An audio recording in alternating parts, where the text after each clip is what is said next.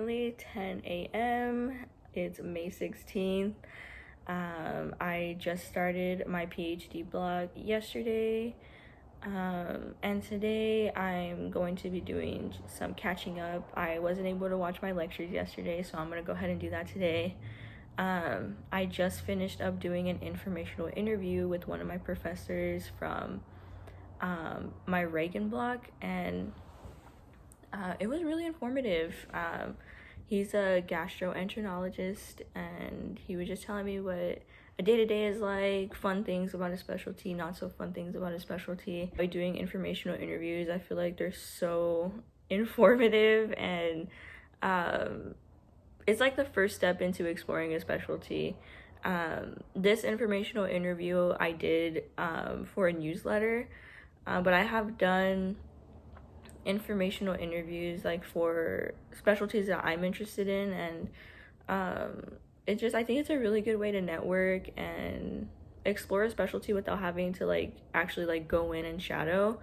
But now that I finished up that interview, I'm gonna probably talk on the phone with my mom for a little bit. I miss her. And then I'm going to get started on watching my lectures. I only have 4 lectures to watch, which is not bad compared to other Mondays. Mondays are usually just like full of a ton of lectures. And Tuesdays are my days to catch up on watching them.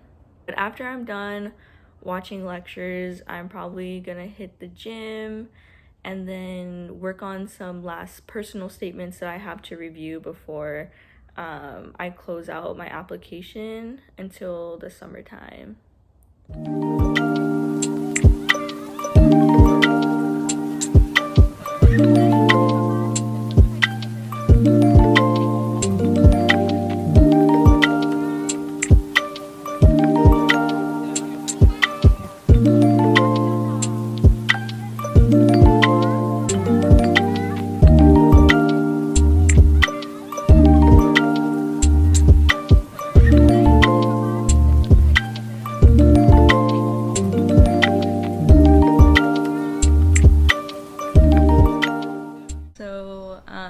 Now I'm going to give you all an update about what I've been up to in my first year.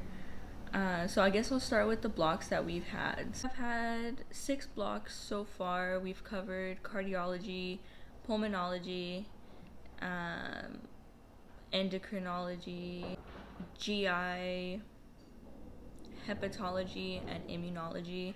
I'm currently in my last block of immunology. We have lectures most heavily like on Mondays and Fridays, and then in between, so Tuesday through Thursday, we have small groups where we pretty much work in groups of like 10 students on worksheets that relate to a topic that we learned throughout the week. And we also have CMC, which is pretty much where we get a lot of our like clinical experiences. So at least once a week we'd have workshop either in the morning or the afternoon on clinical skills. So we learn different like clinical exams relating to like the system that we were learning about in that block. We also work on a quality improvement project.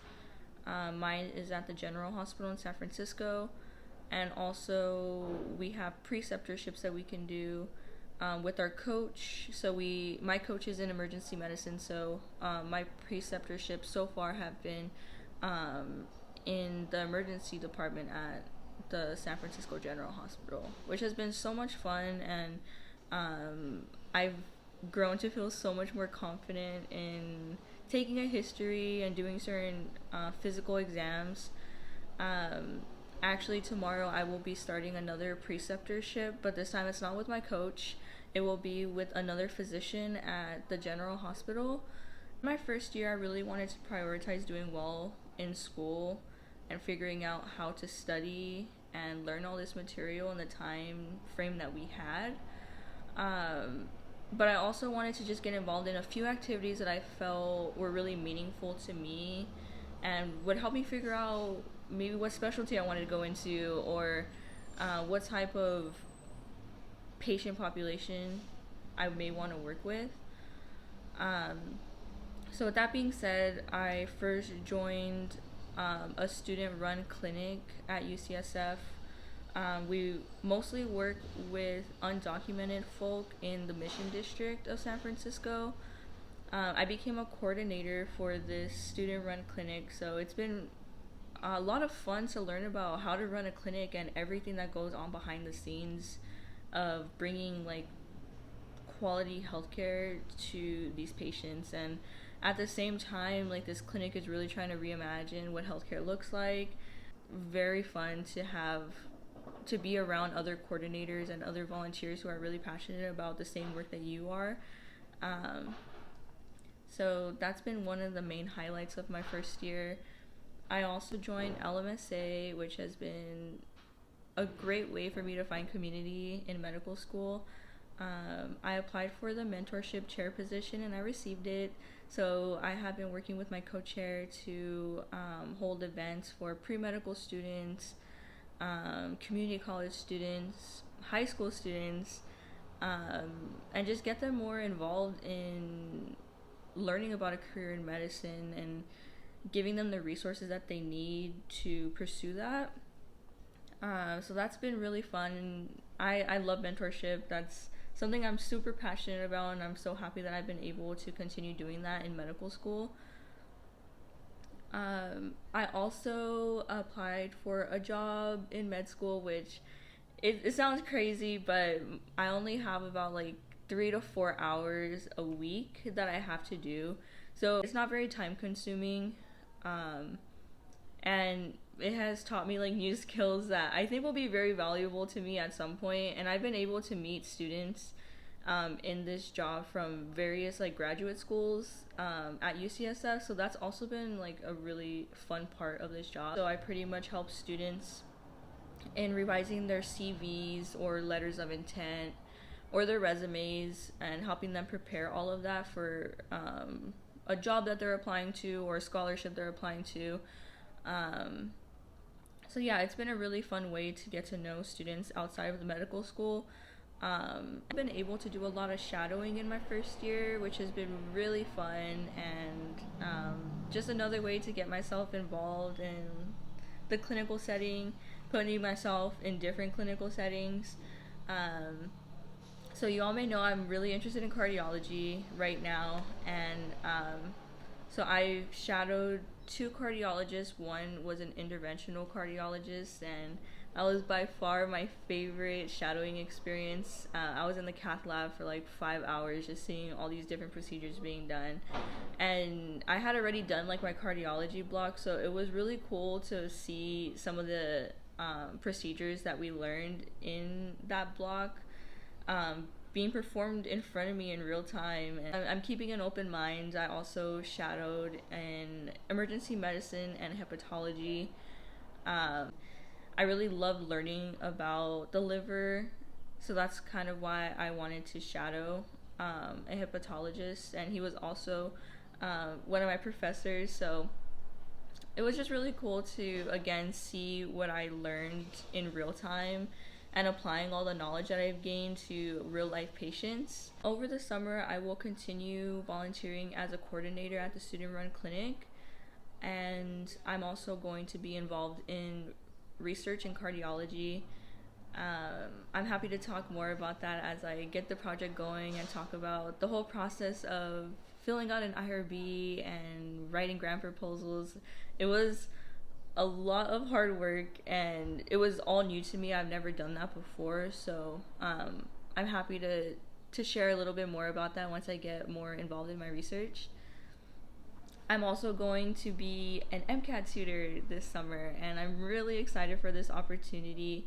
I'm going to be teaching physics. I feel like I can never get away from physics. I've been teaching physics since my sophomore year at UCLA, so I thought it'd be perfect for me to jump back into physics and teach students some skills that they need to do well in the MCAT. So that's just a quick summary of what I've been up to my first year, and some takeaways that I have from everything that I've been involved in my first year. Please let me know if you have any questions about anything that I was involved in my first year. I'm happy to answer in the comments, or I may even make another video to go into more detail about everything that I was involved in. So just let me know what you want to hear about, and I'm happy to talk more about that. But I hope you enjoyed this summary. Now we can get back into the rest of the video. I just finished watching the introduction to my next block, and here's just a little bit of what we're gonna cover. I'm so excited actually to learn about this. It seems like really interesting to me. Although it seems like a lot of memorizing and a lot that's going on in this block, I'm still really excited to learn how all these things can affect our body. Nematodes. Not really a morning person, but we out here. I am so tired. Good morning, everyone. It is May 17th.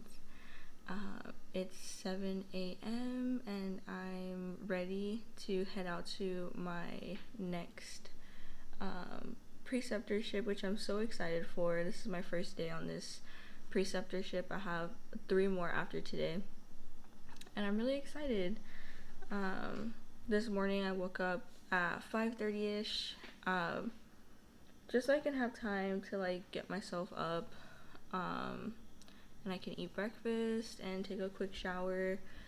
It is now 7. My preceptorship starts at 8, and it's about like a 30-minute commute to the hospital. So I'm gonna head out at about like 7:20. But I'm really excited for this preceptorship. It's in internal medicine, inpatient internal medicine, so I feel like there's going to be a lot of cool stuff to see. And in terms of what I bring to preceptorships, I usually bring my stethoscope, my white coat, and I have an H&P notebook. It's pretty much like a note formatted already for you, and you just have to fill it in. It's super convenient and like really helps me stay organized and on track when I'm not taking a history or doing the physical exam.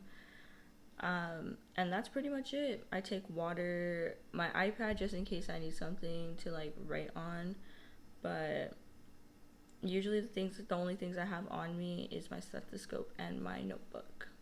I only have like a half day preceptorship, so I'll catch y'all at lunchtime to talk a little bit more about how the preceptorship went and what kind of patients I saw.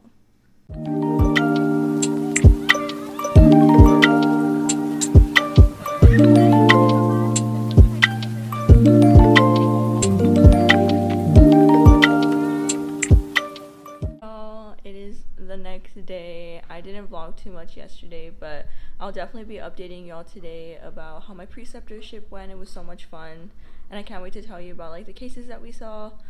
But right now I'm about to head to a micro lab and then a small group. So I'll see y'all in the afternoon.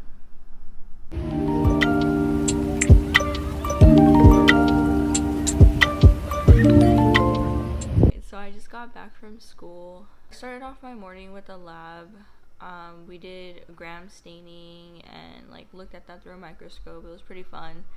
And then after that I had a small group where we talked about gram positive pathogens and how that relates to like rheumatology, or how to differentiate like a rheumatological disease versus like an infectious disease.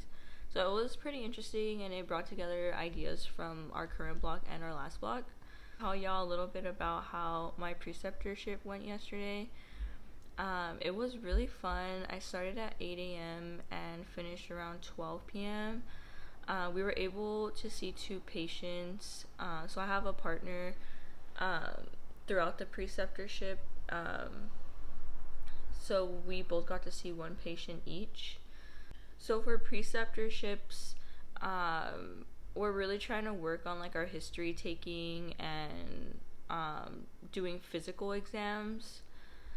And I think this time we focused a lot on trying to like frame our questions into certain buckets based on like the differential diagnoses that we have going in, just based on the chief complaint, which It's something I didn't do as much before because I didn't really have a good idea of like I didn't have a good way of forming differential diagnoses because I felt like I just didn't like know that much. But now that I'm at the end of my first year and I've been through so many blocks, like I feel like I have a better idea of what a certain chief concern can be relating to. It really does help me figure out what types of questions I want to ask in during the history, and also like review of system questions that I want to focus on. So that's a lot of what I did yesterday. For example, there was one patient that came in with vomiting and nausea. So that could be so many things, right? So we broke it up into by organ system and thought of different diagnoses that can go into each. But that was like so many different diagnoses, right? But then after we like looked at the labs together, we looked at imaging, we looked at just everything that we could find in the EMR, and we were able to break down that differential diagnosis a little bit more. So when I went to go ask the patient questions, they were more specific, and I wasn't gonna be asking like questions for like 5 or 6 different like organ systems or differential diagnoses. It was more cut down to like pretty much one diagnosis. Like I think before I went in to talk to the patient, I knew what the diagnosis was, and it was then really for me to practice like organizing my history taking and practicing physical exams. The case that I was on, it was a DKA case, so it was diabetic ketoacidosis. This happens when your blood sugar is really high and a lot of things start to get impacted.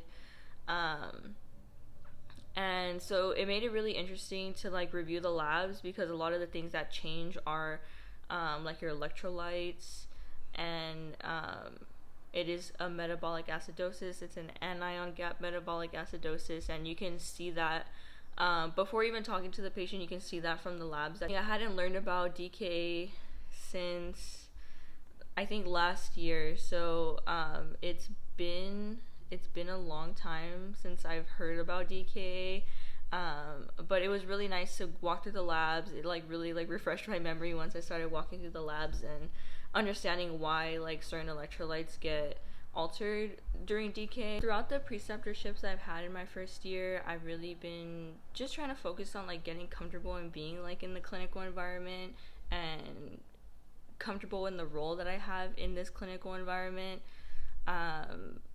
Believe it or not, like asking questions during a history and performing physical exams, there's a lot more that goes into it than just memorizing like what you have to ask or what you have to do during the physical exam. You have to think about things like how the patient feels, how what you say may come off to a patient. Like there's just so many things that go on in the background, and those things are really important to me because I do want to build like strong relationships with my patients. So that was a lot of talking. I'm really hungry. I haven't eaten since breakfast, so I'm gonna go ahead and make myself some food, and I'll catch you guys later when I'm studying. I talked to y'all. I was gonna have some lunch and then get to work, but I ended up just taking a long nap, like a 3-hour nap, but it was much needed. I was exhausted, and now I feel like really like energized, so I'll probably stay up later tonight. I don't have class tomorrow, so I don't have to like wake up early to go to class, but I'm mostly gonna be focusing on like making my study guide for this week, and I'll show you guys like how I go about doing that. And I think for this block I might make some Anki cards, just because it seems like a lot of memorizing, and Anki cards are like the best for me to memorize things, especially since this block is like 5-ish weeks. Like I'm gonna have to remember these things for like a really long time, so I think Anki will help me like stay on track with memorizing all these bacteria and viruses and whatnot. I love studying on the couch because I can watch The Office with my boyfriend and do work at the same time. I mentioned earlier that I was making a study guide for this week. So I pretty much just go through the PowerPoint, and the way that the PowerPoint is broken down is in an easy way to like make an illness script. So that's pretty much what I'm going to be putting into my study guide. I just started it, but here's how it's looking so far. I just made like a little chart based on like diagnostic tests that can differentiate different types of staph and strep. So that's where I'm starting now, and then next I'm going to make like illness scripts for each of the types of staph and strep. And that will probably be it for me for tonight. We got Wingstop for dinner tonight, and we're watching Good Trouble. It's currently the show I'm watching. Let me know if you have any show recommendations.